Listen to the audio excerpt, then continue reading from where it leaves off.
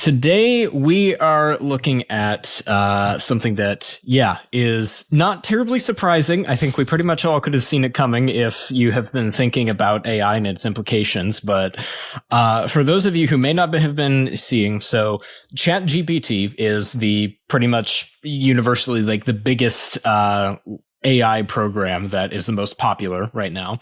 And OpenAI, the company behind it, just released the source code behind ChatGPT 4, which is their latest version. And so now people are able to essentially take some of the structure around ChatGPT and use it to essentially kind of make some of their own versions. And because the reason OpenAI is able to do this is because they're big enough to be able to still keep a hold of their market share and not be too concerned about anybody who is using their source code for this. And so what has been done with this is that we have now something called Worm GPT, which is already a rather concerning name. But the basic idea, like Rattlesnake GPT. I mean, right?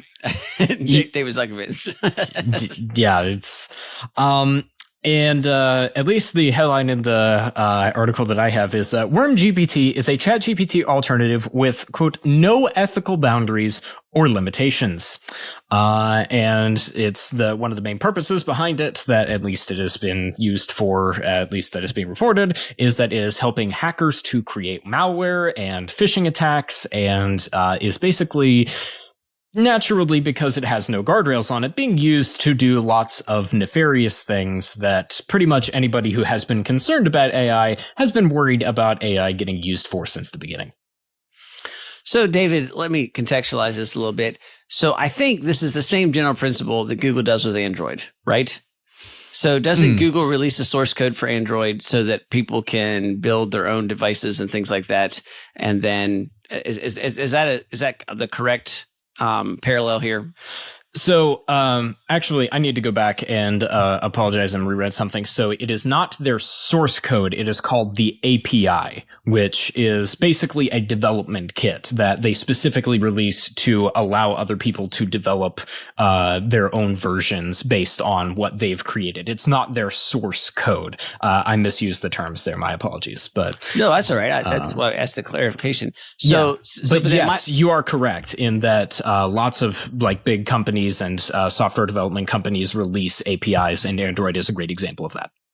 So in contrast, Apple does not release their API, right? Correct. Okay, yes. So Google releases their API for Android, and that allows all kinds of third-party people, like for example, Amazon Kindles run on some version of Android, if I remember correctly, and various other systems run Android. Okay, so you have ChatGPT basically taking a page out of Google's playbook here and saying that, hey, we're going to release this API, not source code. David's clarification for those of you who know what David's talking about, which doesn't necessarily include me.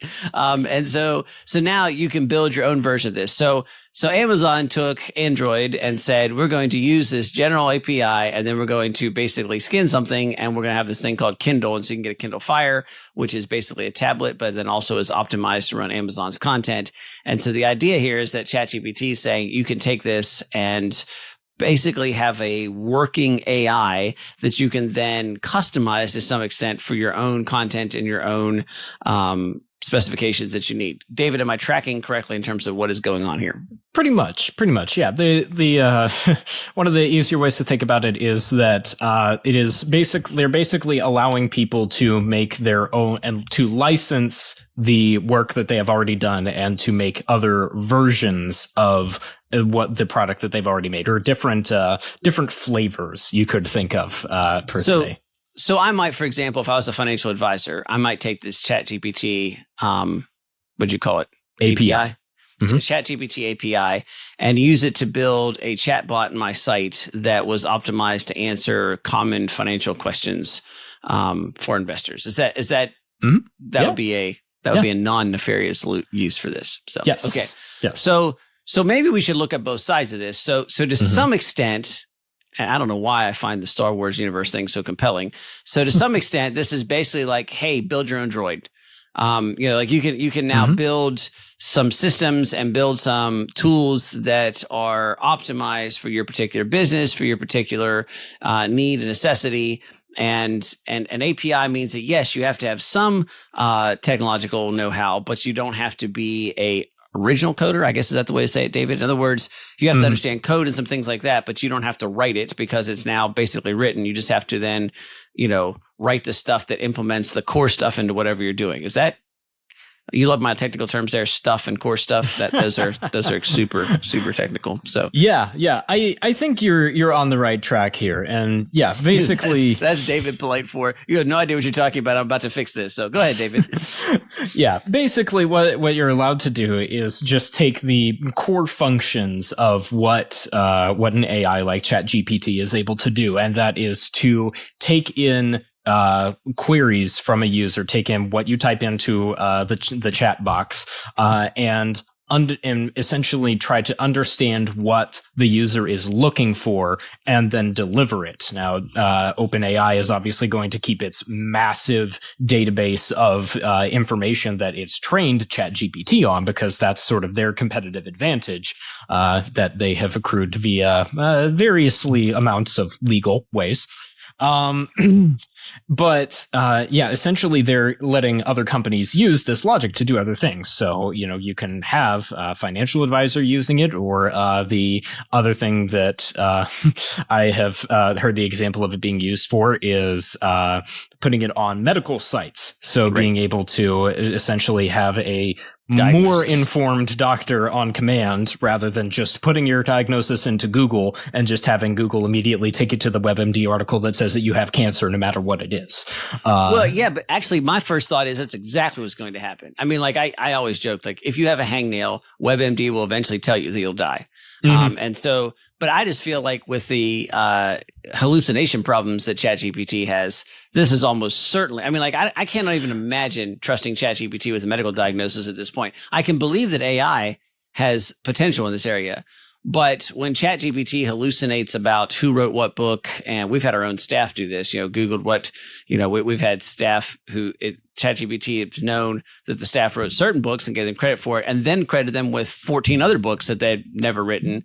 And so it seems to me that, especially when it comes to medical diagnosis, that's just really fraught for craziness with the hallucination problems that the program has. It would have to be something that, like, you would have to do a lot of work to it to keep it very strict, and most likely would have to include a bunch of disclaimers for legal reasons, particularly saying, hey, this is not meant to replace a doctor. Do not just type this in and to just get a diagnosis from a doctor. This is just meant, I could see it much more being that type of thing where you put into this chatbot your symptoms and it tells you whether or not you should come in and get these things analyzed by a doctor.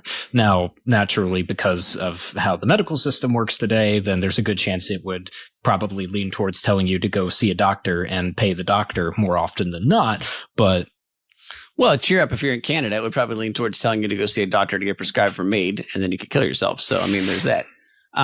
So that's a helpful clarification. So on one hand, we should be honest here, and maybe a little bit more optimistic than we have been recently, and say that this is kind of the unshackling of AI, allowing, and we might argue this like from a free market perspective, allowing the creativity of people to use this. So people have done some work. They've built up the logic base, and now all of a sudden it's like, hey, let's turn this loose and see how people can use this. And I think the results are going to be pretty exciting, with people saying, here, I can make this thing a better at diagnosis, and maybe we can find people that can stop the hallucination problems. And yes, I can answer your investor questions and all this kind of thing. So in some ways, this is quite exciting, and it's AI kind of being turned loose on the creativity of people, and who knows what's going to come next. But people would be an operative word there, and people do other things besides cause ChatGPT to fix their hallucinations for medical diagnosis, and instead they do other things. And so, the first thing that comes out and gets headlines is when somebody took this and said, let's see what happens if we strip off all the guardrails, and what does this do? So anyhow, David, does this article go on to say, so it's hackers. This has got to be a pretty interesting situation for security companies right now, if you're now fighting against not just flesh and blood hackers, but an AI that can, run multiple scenarios and things like that, right? It is and it isn't. So what's interesting is that I think that it has the potential to create some fairly large concerns. However, at the moment, at this current moment, really all it's doing is just replicating what humans have already figured out how to do. So the main thing is that it is able to create a convincing email and a convincing structure for what's called a phishing attack. So if you have ever gotten an email that looks like, say, for example, it's from Chick-fil-A saying that you have earned enough rewards points to get a free sandwich, and you should click here to get the free sandwich, but it's not actually from Chick-fil-A. It's from somebody who's wanting you to enter in your personal information in the guise of getting a free chicken sandwich so that they can then take your information and use it for nefarious purposes. Yeah, right now, every day somebody's telling me that my business qualifies for COVID refunds. And yeah, I mean, including a lot of businesses I don't own. So yeah. Yep, exactly. So this particular case with Worm GPT is that it's really good at creating a lot of those types of things and streamlining that process. But those were things that, frankly, are already in existence. I think, so as of right now, it's not doing anything that's mind-bendingly threatening or hugely revolutionary, but I think it has the potential to, once people have more time with this and are figuring out how to essentially make plugins to more advanced systems that will allow it to do more advanced nefarious things. But ultimately, I think this goes back to a point that we talk about a lot on this show, is that at the end of the day, this is AI is a tool. And AI is a tool that has the potential to do some really cool stuff, and the tool that has the potential to do some really messed up, unethical stuff. And really, at the root of this, what's interesting is that Worm GPT is basically just an AI that just has no limitations that have been put in place on it, which we actually talked about last week a little bit, that putting some limitations on AI might be a good thing in some cases. And so this might be, having this come out might be a really good way to incentivize and to showcase the fact that, hey, maybe some limitations on AI are actually, a really good thing to have. But at the end of the day, it's not the AI itself and its capabilities aren't necessarily going to be the main thing that is evil per se. It's going to be the humans behind it that are using it and tweaking it and using it for evil purposes. Well, so if you're pessimistic, then this is the beginning of the inevitable AI takeover. If you're an optimist, this is the beginning of the great creativity explosion for AI. And I think it's probably typically a little bit of both. Hey, thank you so much for watching this clip of the Alternative Ideas podcast. If you want to hear the full episodes or some of the other clips of some of our discussions just like this one, you can find all of those right here on the Alternative Ideas YouTube channel.